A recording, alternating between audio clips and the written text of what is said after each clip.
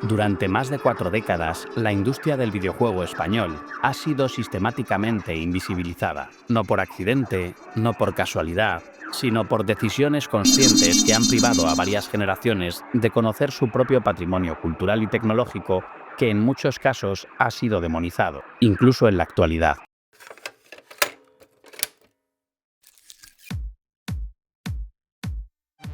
El bit, la partícula fundamental del universo digital. El átomo primigenio de los mundos virtuales que hoy habitan nuestras pantallas.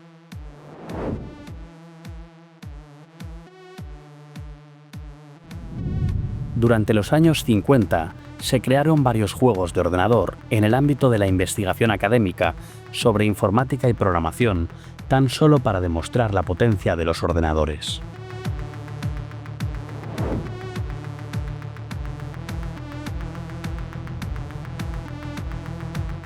Space Wars invita a convertirse en pilotos galácticos por unos céntimos.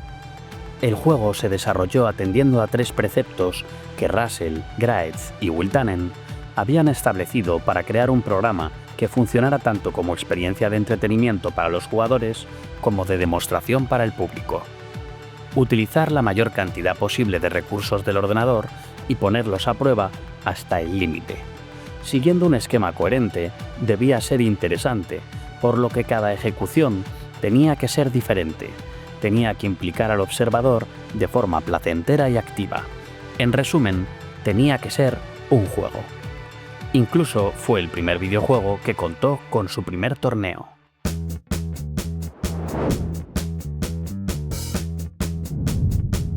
Nolan Bushnell concibe un sencillo juego de tenis electrónico que cambiaría la historia. 2 rectángulos blancos y un punto luminoso dan nacimiento a Atari con su juego Pong. 10 years ago, a young inventor was struggling to gain acceptance for a device that nobody wanted to back. It was a coin-operated game with a video display. He took it to a local bar in Sunnyvale, California, for a kind of consumer test to see how reliable the machinery would be. After a day and a half, they told him it was broken. But how? The machine had completely filled with quarters and would take no more, and the quarters had backed up through the coin mechanism. So we felt that that was a problem that we would be willing to solve, and we solved that by just putting a much larger coin box in the machine. In fact, it was a huge success.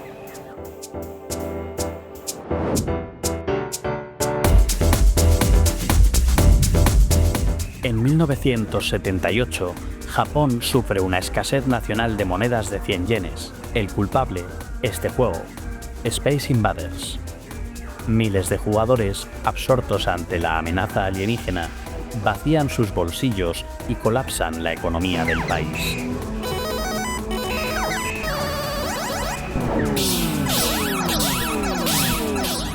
En 1979, la revolución cromática llega con Galaxian, rompiendo el monocromo con explosiones multicolores que sacuden los salones recreativos. El sonido envolvente y los movimientos fluidos elevan la experiencia a un nuevo plano. En 1980, en España, empresas como Cidelsa demuestran que no queremos quedarnos atrás. Destroyer coloca el talento nacional en el mapa de un sector emergente.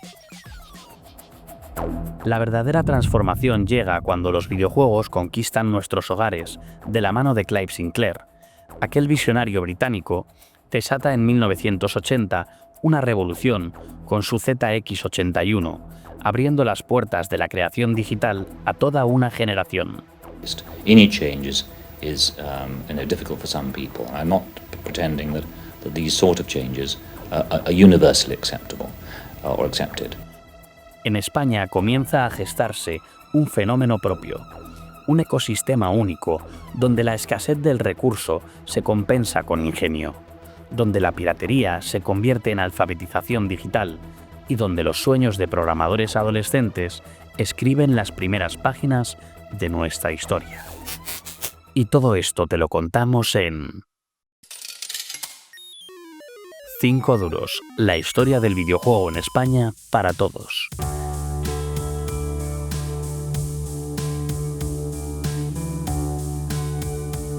España, 1981. Un país suspendido entre el eco persistente de un pasado autoritario y el murmullo creciente de una democracia que apenas aprendía a nombrar sus propios anhelos. La democracia, ese delicado organismo que apenas había cumplido 3 años, sobrevivía a su primera gran prueba, un golpe de Estado. ¡Quiete todo el mundo! Pero 1981 no fue solo política.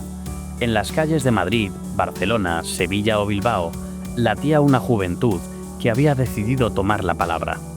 La movida, con Almodóvar emergiendo como uno de los artistas más irreverentes, se transformaban los códigos estéticos del país, mientras bandas como Alaska y los Pegamoides, Radio Futura o Nacha Pop componían la banda sonora de una generación que rechazaba etiquetas. En los cines, Deprisa, deprisa de Carlos Saura o Patrimonio Nacional de Berlanga reflejaban distintas caras de un país en transformación. Mientras tanto, obras como La colmena de Cela o Crónica del desamor de Rosa Montero ocupaban los escaparates de las librerías. Y mientras el país transitaba este camino de incertidumbres políticas y efervescencia cultural, en España comenzaban a verse máquinas arcade en cada bar español y en locales dedicados, donde la gente se reunía para socializar mientras jugaban sus 5 duros en una arcade. Nuestro protagonista conoció una de esas arcade y se le ocurrió una idea.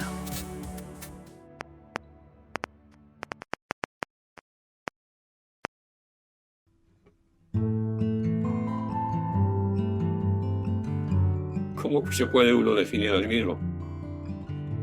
Yo me definiría como un vendedor y también como un empresario.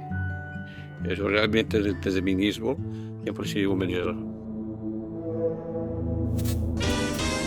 Una producción exclusiva para usted, presentada y dirigida por José Luis Domínguez, presidente del grupo Indescom. No deje de verla. Hará un gran negocio. Hola, soy José Luis Domínguez, presidente del grupo Indescom. Muy posible que, bueno, para muchos de vosotros, los que me estáis viendo ahora, seguramente me conoceréis porque ya hemos tenido oportunidad de vernos, ya que juntos, desde hace casi 3 años y medio, empezamos en esta aventura del mundo de los ordenadores.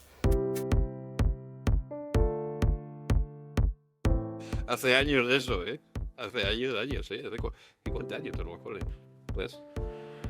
Bueno, era la forma que tuve en aquel momento de darme la vida.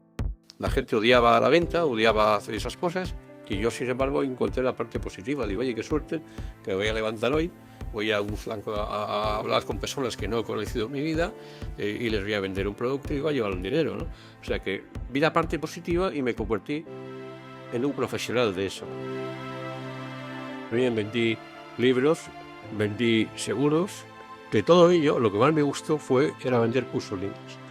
¿Por qué? Pues porque era una cosa que era evidente que en aquellos tiempos la gente necesitaba saber inglés, estaba clarísimo. Y entonces, pues yo llegó un momento en que dije, bueno, voy a empezar a pensar en montar yo mi propia empresa, ¿no? Un día, tomando una cerveza con unos amigos, pues me fijé en una maquinita de estas que había de ping-pong, que tú manejabas como 2 raquetas, y entonces una bolita iba de uno a otro. Me quedé pensando y dije, oye, si yo pudiera meter un curso de inglés de alguna forma en una pantalla, en la televisión de casa y tal, pues sería un avance importante y no vender ahí unas cintas y unos libros, ¿no? Y así fue como empezó realmente esa historia. Me fui a la escuela de ingeniero de telecomunicación y les dije, oye, mira, quería hacer esto, quería hacer un curso en inglés, pero dentro de un sistema, de un aparato, algo que lo conecte la gente en su casa en la tele y entonces pueda tener una interacción y pueda ser más interesante aprender un idioma de lo que ahora mismo es con unas cintas de casete y tal. Y entonces, pues ahí me dijeron, mira, José Luis, la idea es estupenda, pero es que eso ya existe. Eso ya existe. ¿Cómo que existe? Sí, hay un ordenador pequeñito que acaba de salir, nada, hace unas semanas en Inglaterra, que se llama ZX81, y que ese pequeño ordenador, si tú no lo traes, si tú consigues uno, pues nosotros podemos hacerte los programas, para que tú puedas enchufarte la tele y la gente pueda aprender. Que esto es bueno, pues se me encendió ahí la bombilla y dije, pues sí, esta es una forma que puede ser muy interesante. El ZX81 fue un ordenador personal lanzado por Sinclair Research en 1980.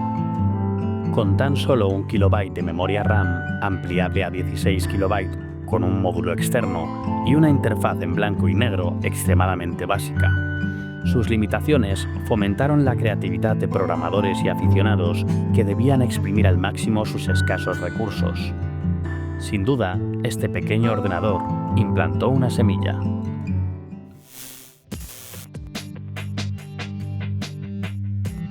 La calle Barquillo, sabes que era la calle de la electrónica en Madrid. Todas las tiendas eran de electrónica, una detrás de otra. Y había un kiosco donde tenían todo el material, todas las revistas que había en el mundo electrónico. Este momento de mi vida de estar en el kiosco de la calle Barquillo cambió todos mis esquemas.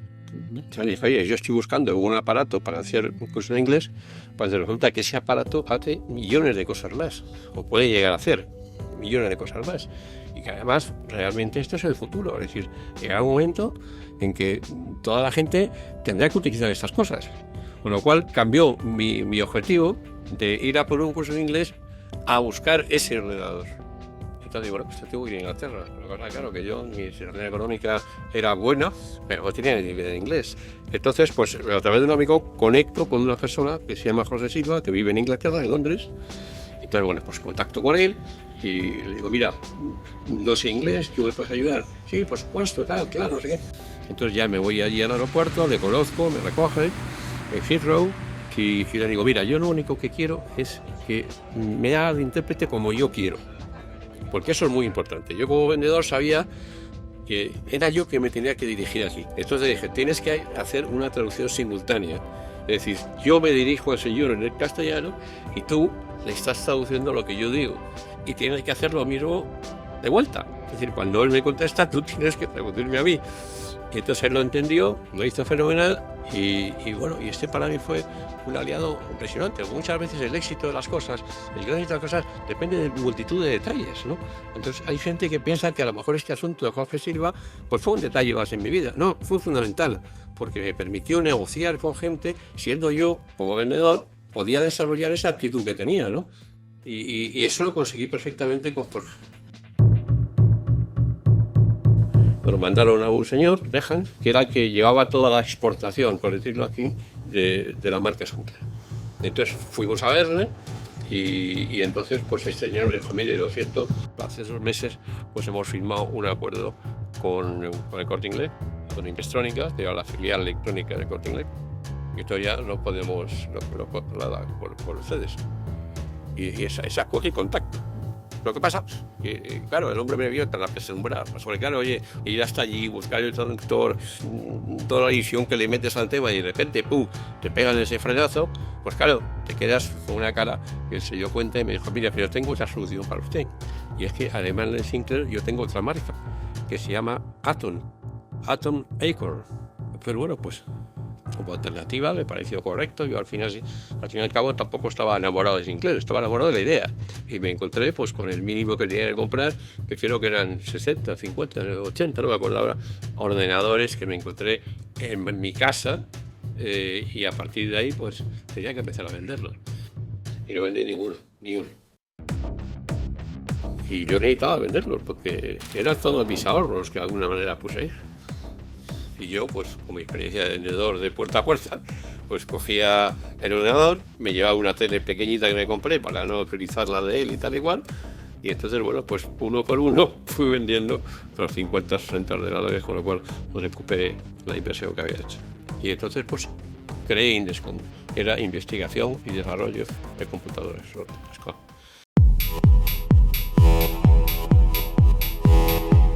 Seguía yendo a Inglaterra.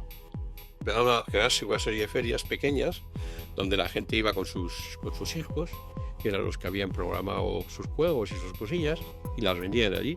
Y me di cuenta de que había una industria detrás muy importante. Digo, mira, aquí, claro, si usted compra un ordenador pequeñito, un Sinclair, necesitas, además de que tú programes o lo que sea, pero tendrás que comprar juegos, utilidades, cosas y tal, con lo cual hay a meter algo, dije, oye, pues tengo que iniciar este camino. O sea que esa fue la forma como yo realmente me incorporo al mundo de videojuegos. Y así fue como pues, conseguí varias representaciones, por decirlo así. En algunos casos de personas individuales que manejaban el tema con sus hijos, y en otros casos algunas compañías que ya se han desarrollado. O por ejemplo, me acuerdo ahora de Arctic Games, por ejemplo. Arctic, pues, en aquellos que era una compañía que empezó a sacar juegos continuamente, ¿no? Y bueno, necesitaba gente que me desarrollaba, yo no tenía ni idea. Entonces contraté a dos chicos, dos ingenieros que aparecieron por allí, y entonces ellos eran los que hacían toda la parte técnica de adaptarme a un juego que venía de Inglaterra, de un chaval o de una empresa como Arctic, y lo adaptábamos, y luego también busqué una empresa que hacía las copias de los casetes. Y entonces, y por otro lado, un diseñador que me convertía las carátulas. Y entonces, bueno, pues el primer paso que di fue coger una serie de juegos, creo que fueron 20, puse el anuncio, y cuando fui al casillero de las cartas a abrir el casillero, pues se me cayeron encima montones de pedidos. Y bueno, ya está, lo he encontrado la piedra filosofal. Empezamos a crear una pequeñísima industria de venta de videojuegos. El Corte Inglés era mi primer cliente, el Corte Inglés vendía Sinclair y vendía tal, pero no tenía nada que ofrecer detrás de eso, ¿no? Y entonces, bueno, pues fuimos a un SIMO, que era la feria de la electrónica que había en aquellos tiempos. Conseguimos un stand, alquilé una serie de televisiones y ahí pasaban miles de personas para ver todo eso, porque era una cosa muy llamativa. Yo en realidad desconocía que se iba a producir todo eso.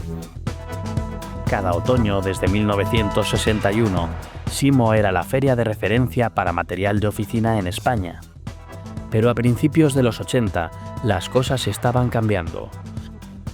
Muebles de oficina y máquinas de escribir con autocorrector compartían espacio con unos aparatos nuevos y extraños, los microordenadores. Estas máquinas tenían un atractivo inesperado.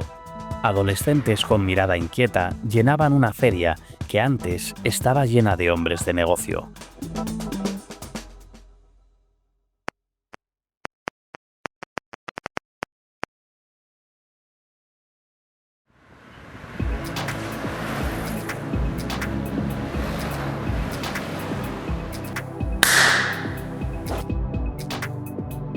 Yo vivía en Madrid, en la ciudad de los periodistas. Mi padre era periodista, mi madre trabajaba también correctora de estilo en una editorial, y era un mundo así como muy intelectual. ¿Cómo vieron el mundo de la informática? Pues es que al principio nadie veíamos nada. Aquello era un mundo que no existía, empezó a surgir poco a poco, luego nos ha atropellado a todos, pero en aquel momento era una aventura en la que nos metimos los amigos de los que ahora te hablaré y yo, pero por pura pasión. Entonces no despertaba una gran reacción por parte desde luego de mis padres, no, porque yo era un tío que sacaba buenas notas, yo cumplía, no daba grandes problemas, entonces pues me dejaban hacer. Y mis amigos, Carlos, Fernando y Paco, pues nos conocíamos del barrio, incluso del colegio. Paco iba a otro colegio, pero luego nos conocimos más a fondo en el instituto porque todos coincidimos en tener la misma pasión. De nuevo, el mundo de las casualidades es como cuando conoces a una pareja o un amigo o tu primer trabajo, por casualidad. Resulta que Carlos y yo nos fuimos a un viaje de intercambio de estudiantes con un instituto de Estados Unidos, pues a aprender inglés. Y empezamos a ir a clases que en España, pues que eran ciencia ficción, clases de mitología, clases de fontanería, clases de cuidar niños, clases de poner ladrillos, literalmente se llamaba poner ladrillos aquella asignatura. Yo empecé con unos 14 años, hice un viaje de intercambio a Estados Unidos y allí me encontré con los ordenadores, que era una cosa que no había visto yo en mi vida. Tenían allí una asignatura que era de informática. Cuando ibas al intercambio te podías apuntar a las asignaturas que quisieras. Entonces allí aprendí unos rudimentos de BASIC y hice unos pequeños programitas. Carlos me vio y me dijo, ven conmigo, que te voy a enseñar una cosa. Y me metió en una habitación pequeña, en que había una pantalla y un teclado. Yo no sabía lo que era aquello. Y entonces encendió el trasto ese y le dio ahí a unas teclas y de repente aparece en pantalla, ¿cómo te llamas? Y yo le miré y digo, pero Carlos, digo, ¿esto habla español? Y me dicen, no, esto habla lo que sea. Digo, ¿pero cómo que habla lo que sea? Digo, ¿pero qué has hecho? Y bueno, pues aquí te metes, les das unas órdenes y tal, y resulta que puedes hacer cosas aquí. Puedes hacer que, pues yo qué sé, que hacer una quiniela, puedes sumar, puedes prácticamente lo que quieras. Porque esto es un aparato que hace lo que tú le digas que haga. Claro, aquello me llamó mucho la atención. Y cuando vine para aquí, para España, coincidió que mi instituto, el Herrera Oria, fue uno de los primeros institutos de España donde tuvieron ordenadores. Era un instituto piloto y comenzamos también a tener esa asignatura de informática. Y entonces yo esto que había aprendido en mi viaje a Estados Unidos pude aplicarlo en las clases que empezamos a tener, y también le metí el gusanillo a mis amigos, a Fernando, a Paco, a Camilo, y empezamos un poco todos a estar ahí.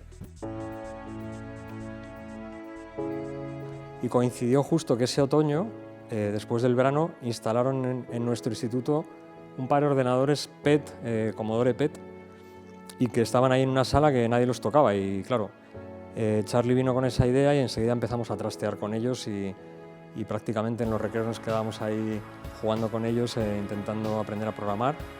Y de hecho, pues me acuerdo que era hasta un problema para los de matemáticas, que era el departamento que en teoría tenía que encargarse de mover un poco el asunto, ¿no? En total, que ellos estaban encantados con que hubiera alguien que le dedicara tiempo a eso.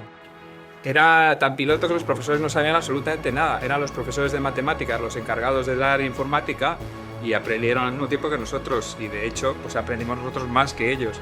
Y entonces muchas veces nos decían, Carlos, da tú la clase porque esto lo sabes mejor que yo. Y luego teníamos también una sala de ordenadores en el instituto que más o menos la tomamos por asalto y le hicimos nuestra. Vieron que nosotros cuatro, pues rápidamente, pues por puro interés y por la curiosidad que tiene un chaval de 15 años, pues le sobrepasamos enseguida en conocimiento. Así que nosotros ya no dejamos de ir a clase teórica porque no tenía mucho sentido, la verdad. Fue un poco el principio de cómo empezamos a interesarnos por esto. Pues ya te digo, pues tendríamos 16, 17 como mucho. Éramos rarísimos porque absolutamente nadie sabía de esto. En aquellos momentos los ordenadores eran una cosa que tenía Hacienda, que tenían los bancos, y que eran unos armatostes que eran como armarios.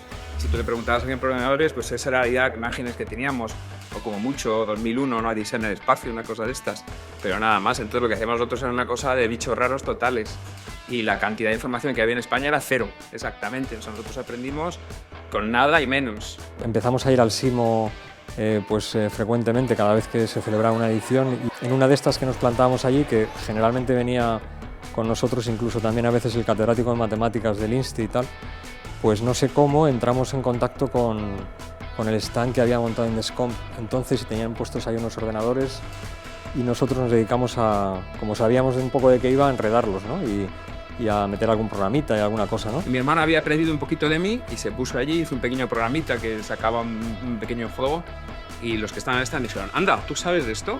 Dijo, sí, yo sí que sé, pero mi hermano él sí que sabe, de verdad.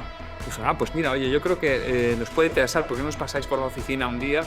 Y entonces fuimos allí, fuimos mi hermano, yo, Camilo, Fernando, todos juntos, y hablamos con José Luis, y nos ofreció ir a trabajar allí por las tardes. Y nos llamaron para enrolarnos un poco en lo que era el incipiente Indescom de entonces, ¿no? Empezaba a sacar títulos de fuera, y les venía muy bien gente como nosotros que en la parte de software pues pudiera de alguna manera configurar los productos que venían sobre todo de fuera, que ellos importaban del Reino Unido, y nos dedicábamos a traducir juegos de fuera, pues desensamblándolos y buscando dónde estaban los textos y cambiándolos. Él traía un montón de juegos de Inglaterra, nosotros los cogíamos todos y los copiábamos todos, venga, y ala. Entonces era una fuente de diversión para nosotros también importante. Empezamos a hacer un equipillo allí que cada vez fue teniendo más peso y más gente, ¿no?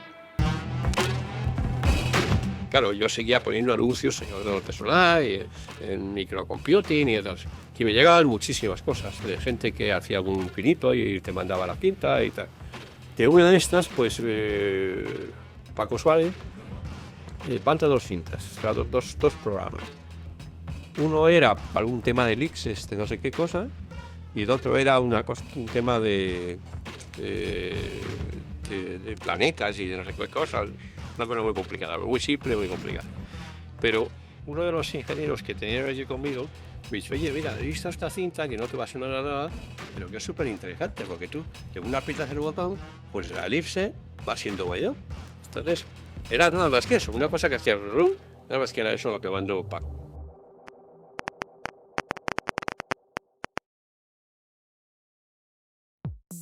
Un bohemio local, un estudiante universitario y un profesor. 3 perfiles diferentes que encontraron en el Sinclair ZX81 una herramienta que cada uno interpretó desde su perspectiva particular.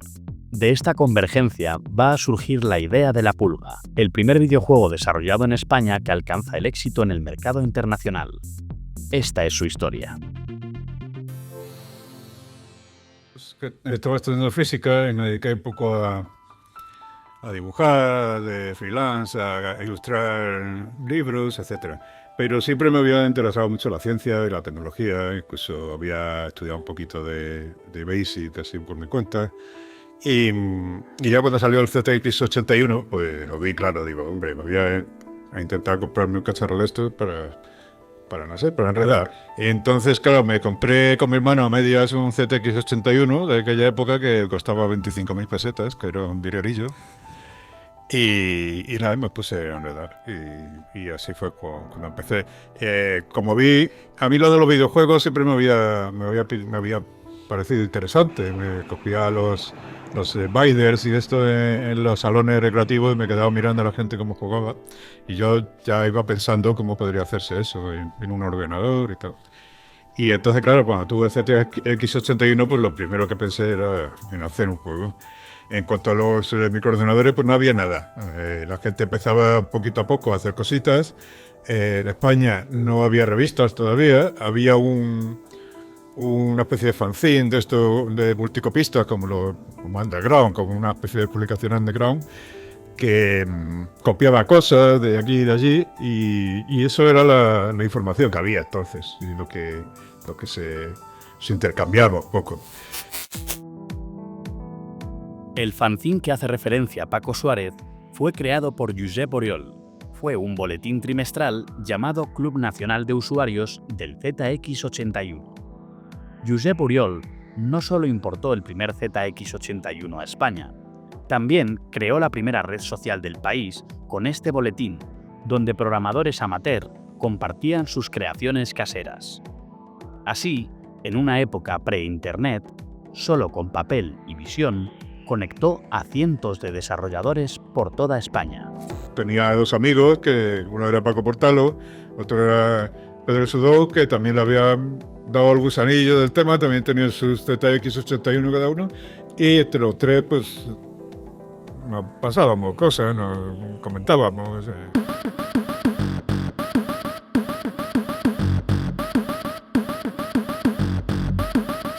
Cuando yo volví de la mili y le conté que había comprado ZX81 y estaba haciendo mis pinitos, me dijo, hombre, yo también estoy haciendo mis pinitos en el ZX81.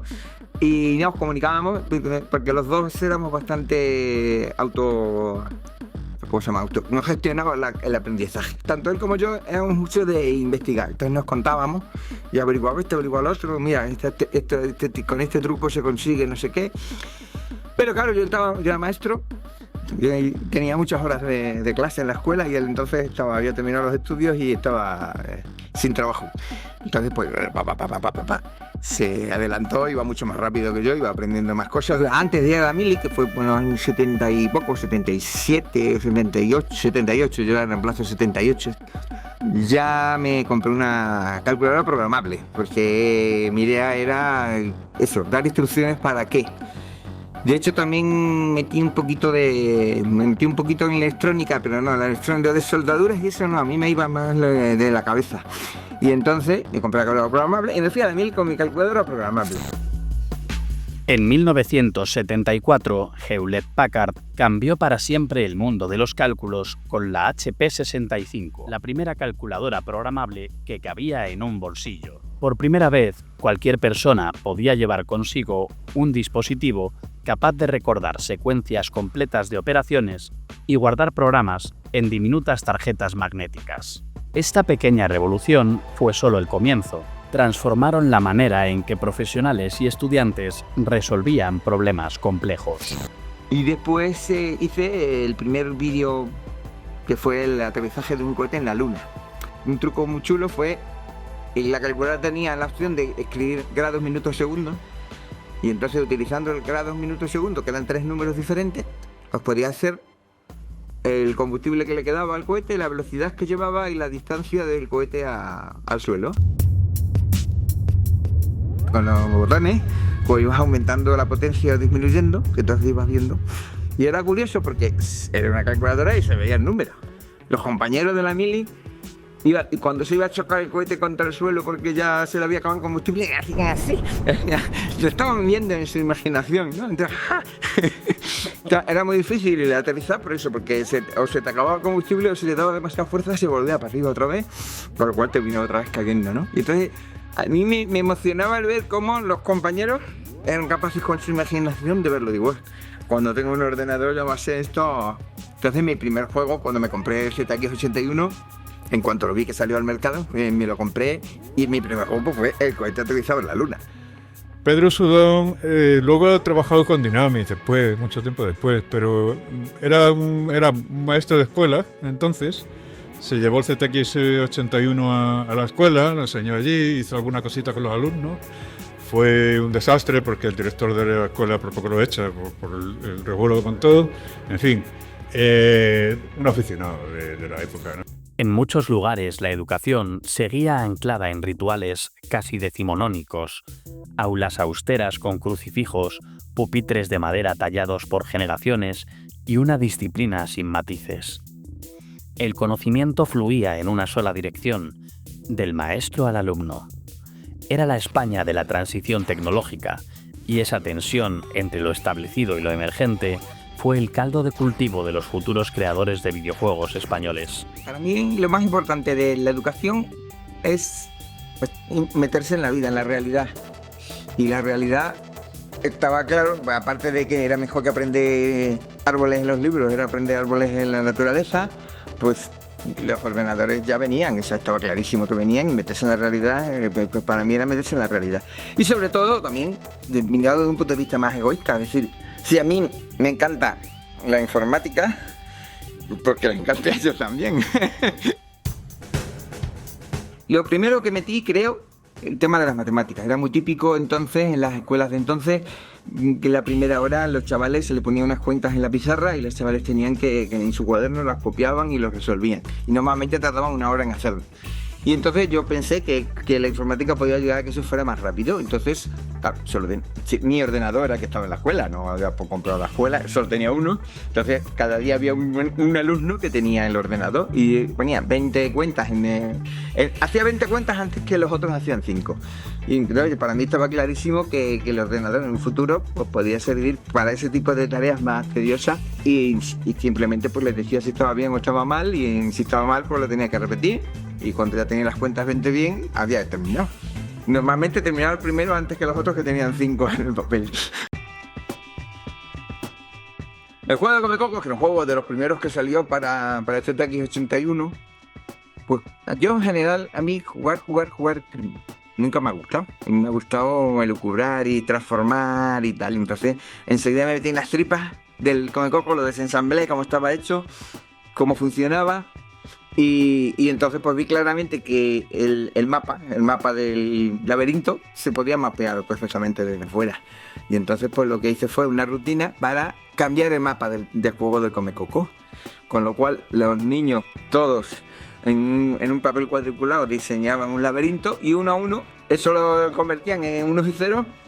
Y luego ya a jugar el Comecoco salía con ese mapa que ellos habían creado, ¿no? Entonces hubo algunos pues, que eran ingeniosos, o sea, que hicieron incluso algún laberinto con espiral para que el fantasma no pudiera salir y cosas de esas, ¿eh? Yo ya había hecho en la mili, había utilizado sonidos, porque había hecho las rutinas de sonido de trompeta y tal. Y entonces, pues ahí se me ocurrió hacer una rutina a la inversa, de entrada de sonido. Que entendiera las palabras era imposible, entonces pues se me ocurrió los gritos. Entonces pues había, no sé si eran cuatro caballos distintos, que no eran caballos, estaban hechos con cuadritos y con letras. Y entonces salía a cuál le tocaba correr. Entonces salía, se toca correr al caballo número 1. Entonces el grupo de niños número 1 tenían que animarlo. Entonces, según la cantidad de sonido que entraba, pues el caballo corría más o menos. Pasaba al caballo número 2 y ahora los del 1 se tienen que callar porque si no estaban jaleando al 2. Entonces, claro, había que jalearlo alternativamente. Hacer ya un programa que distinguiera voces de uno y otro era imposible. Aparte de que era para ellos divertido, igual que puede ser divertido jugar al juego y tal, yo creo que iban entendiendo que era un programa de ordenador. El ordenador no era solo una calculadora, sino que era otra cosa, ¿no? Obviamente nadie tenía ordenador, ninguno tenía un ordenador en su casa. El único que habían visto en su vida era el que yo había llevado, porque todavía no había salido el Spectrum. Yo que personalmente ya había dejado atrás los libros de texto cuando estudié magisterio, pero no toqué ningún libro de texto, pues tampoco hacía que ellos tocaran los libros de texto. Intentaba que aprendieran de otra manera, que fueran a la calle, que fueran libres. Y claro, eso chocaba con el entorno, esa forma mía de educar, que para mí no era enseñar, era educar. Y entonces me preocupaba menos de lo que se llama enseñanza y más de que fueran personas responsables, que pensaban, etcétera. Y sí, tuve problemas con los padres. De hecho, de un colegio me echaron, o sea, pidieron a la inspección que me echaran de allí. Sobre todo que los hacía desobedientes. Porque en casa les replicaban y entonces en aquella época pues la obediencia era lo fundamental. Quizás me pasé un poco porque intenté ser demasiado drástico y a lo mejor había que haber ido poco a poco. Después de ese sitio que me echaron, estuve 2 años más trabajando de maestro, pero ya sí vi que lo que yo quería hacer era incompatible con la realidad. Y es por lo que pedí una excedencia de 2 años y dejé, en teoría, volvería a los 2 años, pero no tiene claro, si en esos 2 años me iba bien, no volvería. El primer trabajo realizado con un microprocesador se realizó en la Universidad de Extremadura.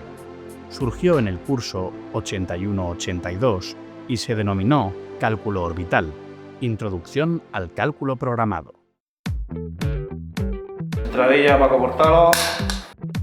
Era muy aficionado a las salas recreativas y lo primero que me llamaron la atención fueron los pinball famosos, el juego de bolas aquel, disfrutábamos muchísimo con ellos, al ping pong también jugábamos y empiezan a llegar en ese momento, por esa época, los primeros videojuegos que fue Pong, pero a mí me llevaba más la atención lo que había dentro que el propio juego en sí. Cuando, bajo la tutela de mi maestro, don Benito Maedero, realizamos un proyecto donde simulábamos ciertos sucesos físicos con esta máquina. En realidad lo que hacíamos era interpretar leyes físicas desde 2 perspectivas diferentes, una electrónica y otra modelando las ecuaciones matemáticas que regían con el comportamiento de esa ley. Posteriormente hacíamos lo mismo programando una CompuCore Fictista 125, como ya he comentado, una máquina que costó en aquella época $500,000 de pesetas, mucho más que un piso bueno aquí en Badajoz por aquella época. Y programándolo conseguíamos también unas tablas donde nosotros graficábamos y veíamos que el resultado era el mismo. Aquello auténticamente fue una revelación para mí, porque vi que lo que estaba haciendo con condensadores, con resistencias, con amplificadores operacionales, se podía hacer también con palabras.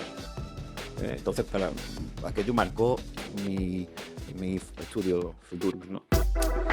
Bueno, pues Paco Suárez era una persona muy dinámica, siempre estaba para arriba y para abajo. Y bueno, Paco, en una de estas pasadas por aquí por Badajoz, cuando vio lo que estaba haciendo yo con la simulación física, pues sintió mucho interés por mi trabajo. Enseguida se puso los pies en programación y lo que quizás sea más fundamental en los dispositivos electrónicos que la soporte. Paco Portalo habíamos estado hablando de los temas de los cálculos de órbita planetaria, etc.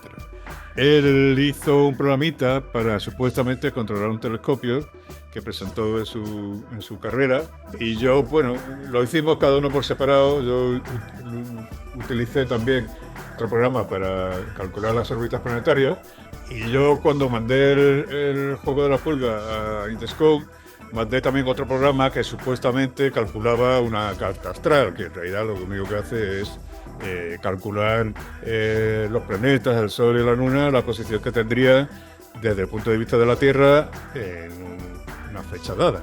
Simplemente eso es lo que hacía el programa, no hacía más. Ni predecía el futuro ni nada de eso. Y una vez haciendo una simulación de una bala de cañón, no sé, en Basic y tal, lo hice pues, como a mi hermano para enseñarle un poco una posibilidad de una simulación de física y tal. Entonces cogí un asterisco y lo hice con la trayectoria parabólica, hice como el tiro de la bala de cañón. Y ahí, viendo lo gracioso que resultaba el movimiento, pues pensé que podía eso convertirse en un juego. Una anécdota muy curiosa con Paco fue el día que estaba comiéndose el coco sobre cómo conseguí que la pulga no saltara siempre igual, sino cómo conseguí que la pulga saltara unas veces más, otras veces menos. Y estaba de los dos, decíamos, claro, si das al 1 para que salte 1, al 2 para que salte 2, al 3 para que salte 3, es un poco rollo. Y hasta que un día me vino contentísimo, ya lo he descubierto, ya sé cómo hacerlo. El tiempo, tanto tiempo como usted dándole al botón, eso hace que salte más. Y vamos, para mí eso fue como el símbolo de lo que es el investigar y no leérselo en ningún libro, ¿no? El investigar y descubrir uno las cosas. Lo descubrió él, sí. A mí se me ocurrió eso. A mí se me ocurrió lo del 1, el 2 y el 3, pero no. Me puse a hacer la pulga.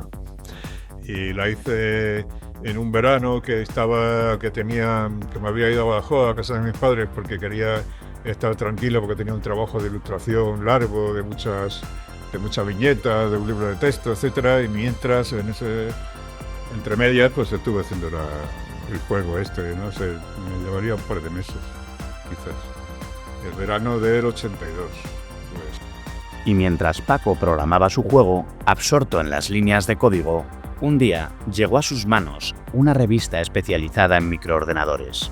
Sus ojos tropezaron con una noticia que cambiaría su vida para siempre.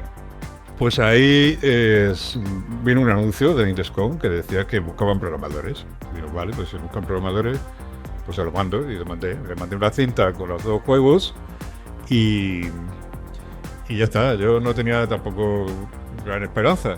Y así que un día me llama José Luis Domínguez de Indescom y me pregunta que si yo estaría dispuesto a ir a Madrid a hacer una versión de la pulga para un ordenador que acababa de salir, o que iba a salir, no me acuerdo ya cómo me dijo, que era de Spectrum, y que si yo podía ir a Madrid a hacerlo. Digo que sí, que sin problema, vamos, que no tenía ningún problema. En este episodio conocimos a visionarios de los 8 bits, a emprendedores sedientos de tecnología, jóvenes hechizados por un nuevo lenguaje y buscadores de nuevas formas de aprendizaje y entretenimiento. Era la nueva era del videojuego doméstico. Pero esto es solo el comienzo. Con las piezas de un Mecano que teníamos, con un motor del que tenía el propio Mecano, con piezas de un coche dirigido que habíamos desmontado, creó una primera recreativa física. O sea, no era un videojuego porque todavía no teníamos de ordenador, pero se podía jugar. Era un proyecto que tenía un tiempo fijo, concreto, tenéis que tardar un mes. Y asombrosamente en un mes lo terminamos, ni yo mismo me lo creía. O sea, tengo una tienda en la calle no sé qué que está vendiendo todo pirata. ¿Qué hago? ¿Te devuelvo el producto? Al igualar el precio y mejorar la calidad, el producto deja de tener venta y hay que reinventarse. Las redadas que nosotros organizamos, las organizamos con, otra vez el mundo del disco, con la FAP, que era la Federación Antipiratería. El primer año creo que facturamos de Indescom, facturamos 200 millones. El segundo, ya con el AMSA, facturamos 1.000 millones. Pero es que el tercero facturamos 4.000 millones. El cuarto facturamos 14.000 millones. Y el siguiente 20.000 millones. No, que no, ¿por qué miras? En el próximo episodio, La Pulga y Fred y el salto al éxito.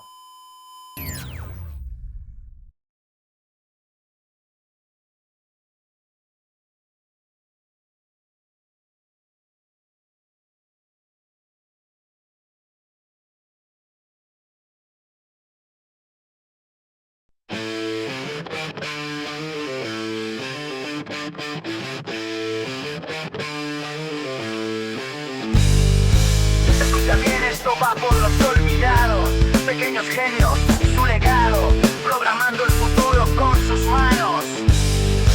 Escucha bien, esto va por los olvidados, pequeños genios y su legado, programando el futuro con sus manos.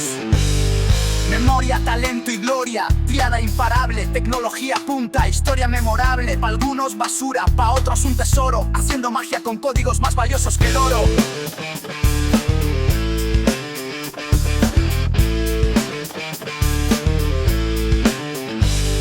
Pioneros del software, visionarios sin igual. Hoy pocos os recuerdan, pero vuestra historia es real. De una industria emergente creciendo en silencio, sentando las bases de lo que hoy es inmenso.